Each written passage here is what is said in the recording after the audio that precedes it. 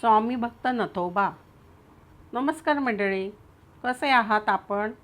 आपण मजेत आहात ना श्रोते हो? आज मी आपणास एक कथा सांगणार आहे.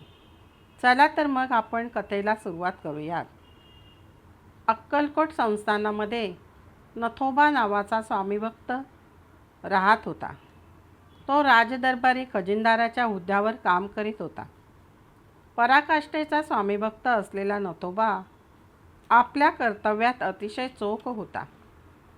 स्वामींची तो सकाळ संध्याकाळ पूजा करीत असे आणि त्यांच्याच नामस्मरणात तो दंग असायचा.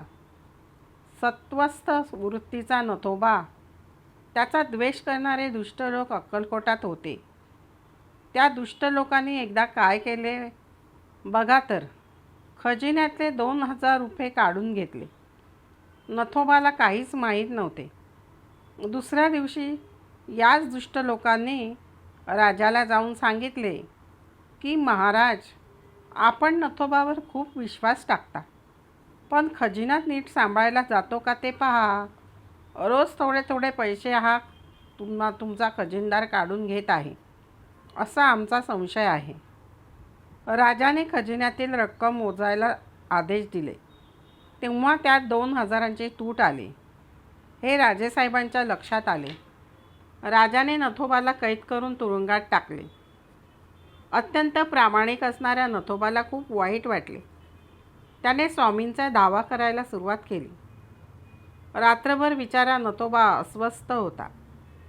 दुसऱ्या दिवशी गुरुवार होता. राजेसाहेब स्वामींच्या दर्शनाला आले होते आणि हात जोडून उभे राहिले.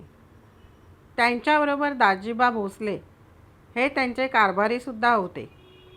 याच कारभाराने खजिना मोजून 2,000 रुपयांची तूट आहे असे राजेसाहेबांना सांगितले होते.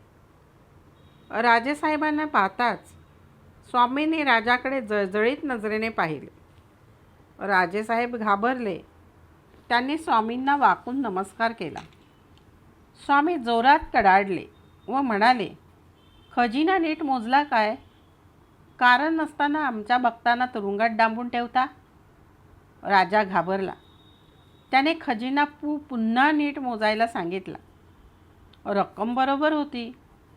एका पैची देखील तूट नव्हती. राजाला खूप पश्चाताप झाला आणि त्याने नथोबाला कैदेतून मुक्त केले. त्याची क्षमा मागितली. पुन्हा कामावर यायची त्याला विनंती केली. नथोबाला स्वामींनी कृपावंत होऊन मदत केली होती. नथोबा स्वामींकडे धावत येऊन आपला माथा त्याने स्वामीचरणांवर ठेवला.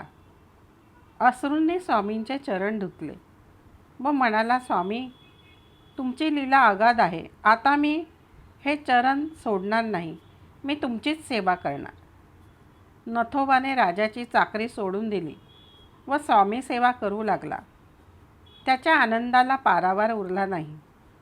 श्रोते हो, तुम्हाला माझी कथा आवडलीच असेल. कथेला लाईक व सबस्क्राईब करा व कमेंटमध्ये जरूर सांगा. ही नम्र विनंती. श्री स्वामी समर्थांचा जय जयकार असो.